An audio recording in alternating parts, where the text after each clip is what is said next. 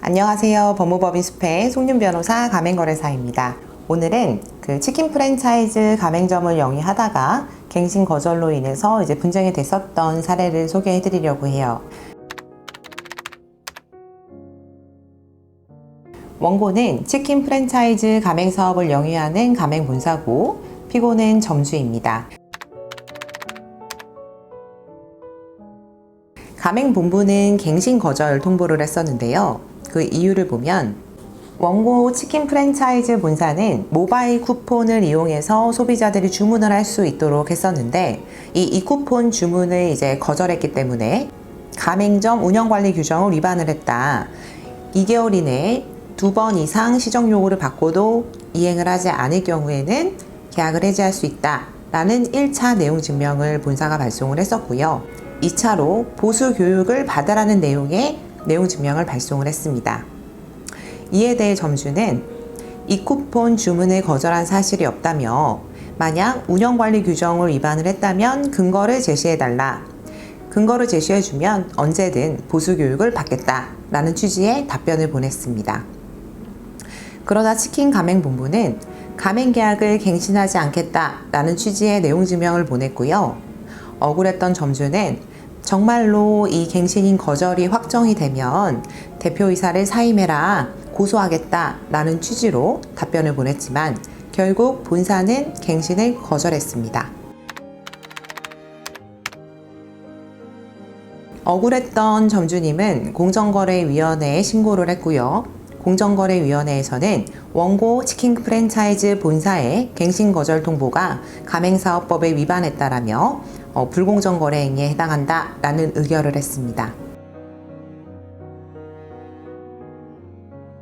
한편 점주는 가맹점주들이 가입했던 네이버 밴드에 다음과 같은 내용의 글을 작성해서 게시를 했는데요. 그 내용을 좀 요약해서 본다면 모든 가맹점이 이 쿠폰 주문을 거절해서 소비자의 불만을 본사가 감당하도록 합시다. 배은망덕하게 점주들한테 보복하고 노예 취급하는 게 말이 됩니까? 본사가 이 쿠폰으로 갑질을 한다. 땡땡 대표는 과거 가맹사업법을 위반해 공정거래위원회로부터 과징금을 부과받았다. 라는 내용이었습니다. 이어 언론의 인터뷰를 다음과 같이 했었는데요.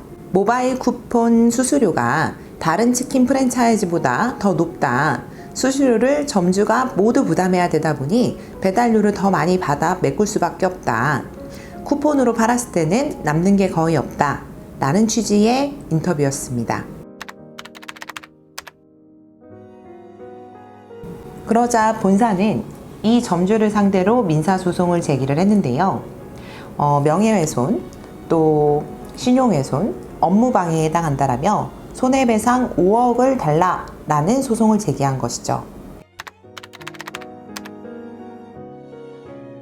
일단 명예훼손이 성립하는지 여부에 대한 기준을 설명을 드린다라고 하면 이 명예훼손에 따른 불법행위 책임은 사실이라는 것을 적시했을 때 성립하게 됩니다.